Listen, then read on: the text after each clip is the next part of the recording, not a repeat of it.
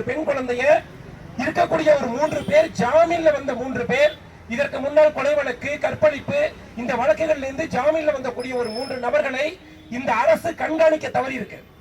அப்ப அக்யூஸ்ட் எல்லாம் சுதந்திரமா செயல்பட்டு இருக்கான். அக்யூஸ்ட் எல்லாம் இரவு 12 மணிக்கும் 1 மணிக்கும் 4 மணிக்கும் எங்க வேணாலும் இந்த திமுக ஆட்சியில போய் ரவுடித்தனம் பண்றதுக்கு, கற்பழி பண்றதுக்கு சுதந்திரம் இருக்கு. ஆனா பெண்கள் நடமாடுவதற்கு இந்த திமுக ஆட்சியில சுதந்திரம் இல்லை.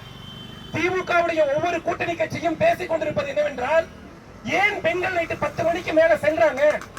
அப்ப நீ தானே சொல்ற பெரியாருடைய ஆட்சியினால பெண்கள் தலை நிமிர்ந்து இருக்கிறாங்க, தமிழ்நாட்டில் பெண்களுக்கு சம வாய்ப்பு கிடைச்சிருக்கு, இலவச பேருந்து கொடுத்திருக்கோம், அதனால வேலை வாய்ப்பு கிடைச்சிருக்குன்னு பொய்யையே பேசிக் கொண்டிருக்கக்கூடிய திமுக, உங்கள் வீட்டில் பெண்களில் திமுகவுடைய அமைச்சர் வீட்டிலேயோ, திமுகவுடைய நகர செயலர் வீட்டிலேயோ, திமுகவுடைய நிர்வாகிகளுடைய வீட்டில் இருக்கக்கூடிய பெண்களோ இது போல பாதிக்கப்பட்டால் இப்படி பேசக்கூடிய துணிச்சல் இந்த திமுகவுக்கு வருமா?